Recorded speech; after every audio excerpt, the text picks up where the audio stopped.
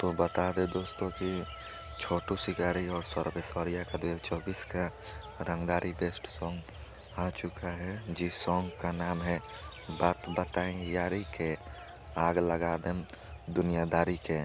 तो इस सॉन्ग को गाया है सौरभ ऐश्वर्या और छोटू शिकारी ने।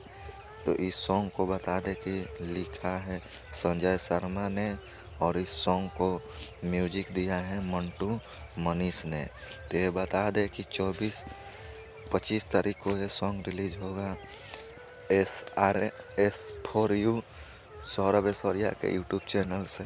आप सब जाइए और जाके सॉन्ग को सुनिए एंड छोटू शिकारी को बम्पर हिट रंगदारी सॉन्ग में लाइए एंड एक से एक ट्रेंडिंग में ये सॉन्ग को जाना चाहिए ताकि रील वील बने। एंड मेरे चैनल को सब्सक्राइब करें। मिलते हैं अगले वीडियो में, तब तक के लिए बाय।